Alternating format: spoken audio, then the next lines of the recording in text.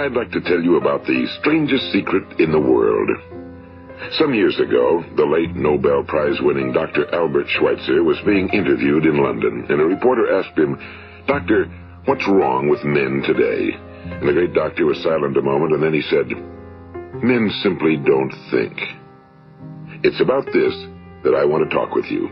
We live today in a golden age. This is an era that man has looked forward to, dreamed of, and worked toward for thousands of years. But since it's here, we pretty well take it for granted.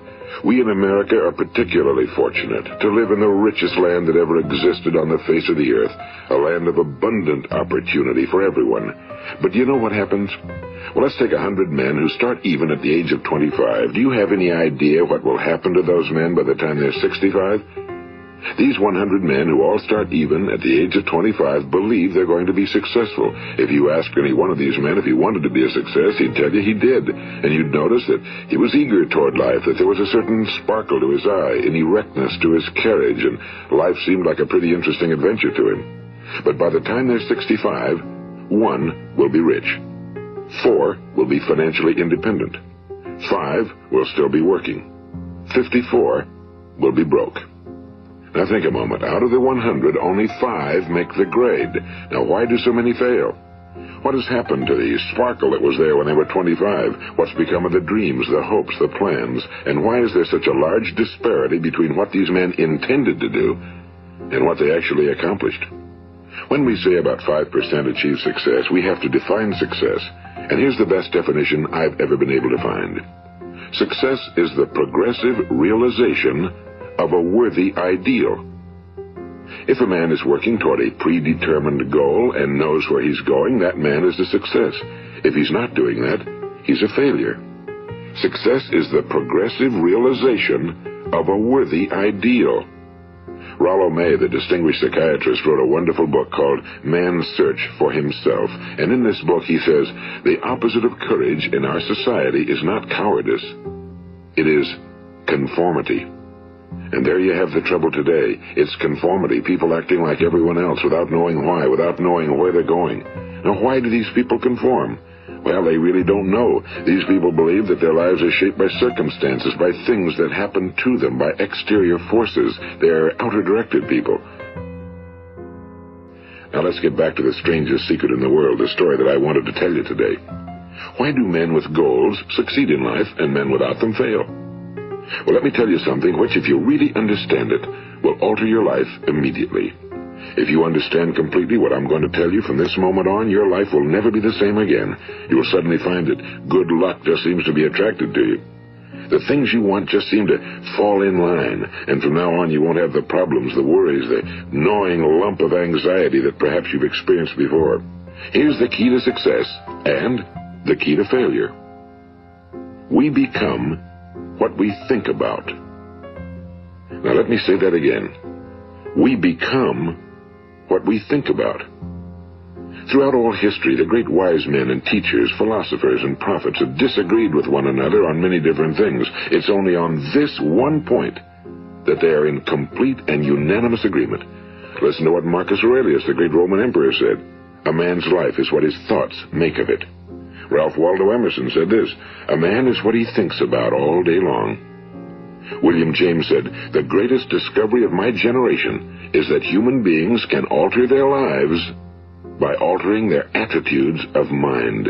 In the Bible, you read in Mark 9:23, if thou canst believe, all things are possible to him that believeth. George Bernard Shaw said, people are always blaming their circumstances for what they are. I don't believe in circumstances.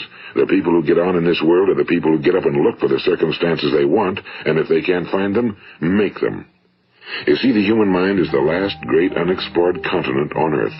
It contains riches beyond our wildest dreams. It will return anything we want to plant. Now, you might say, well, if that's true, why don't people use their minds more? Well, I think they figured out an answer to that one, too. Our mind comes as standard equipment at birth. It's free, and things that are given to us for nothing we place little value on. Things that we pay money for, we value. The paradox is that exactly the reverse is true. Everything that's really worthwhile in life came to us free.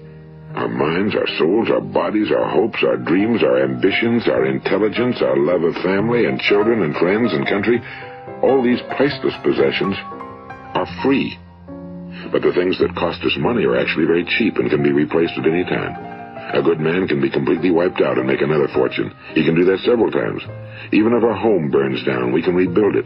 But the things we got for nothing, we can never replace. The human mind isn't used because we take it for granted. Familiarity breeds contempt. It can do any kind of job we assign to it, but generally speaking, we use it for little jobs instead of big, important ones. Universities have proved that most of us are operating on about 10% or less of our abilities. So decide now, what is it you want? Now, this information is enormously valuable to us if we really understand it and apply it. It's valuable to us not only for our own lives, but the lives of those around us, our families, employees, associates, and friends. Life should be an exciting adventure. It should never be a bore. A man should live fully, be alive. He should be glad to get out of bed in the morning. He should be doing a job he likes to do because he does it well. The moment you decide on a goal to work toward, you're immediately a successful person. You are then in that rare and successful category of people who know where they're going. Out of every 100 people, you belong to the top 5. Don't concern yourself too much with how you're going to achieve your goal. Leave that completely to a power greater than yourself. All you have to do is know where you're going. The answers will come to you of their own accord and at the right time. Remember these words, and remember them well.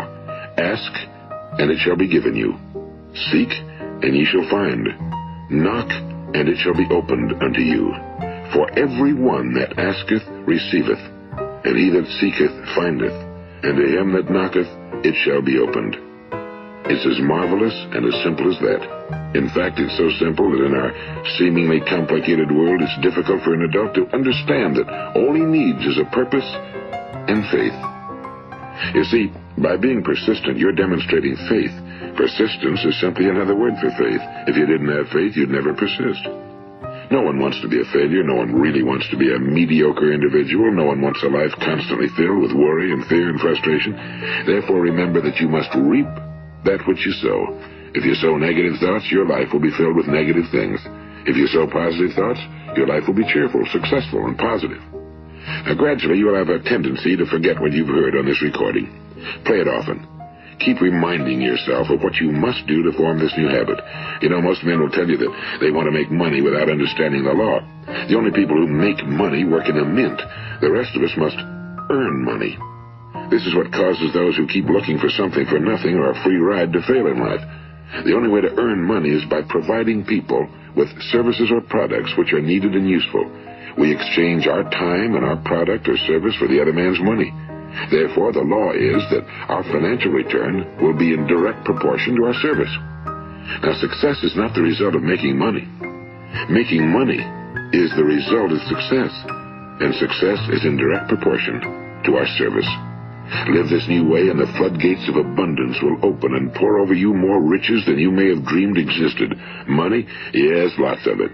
But what's more important, you'll have peace. You'll be in that wonderful minority who lead calm, cheerful, successful lives. Start today. You have nothing to lose, but you have a whole life to win.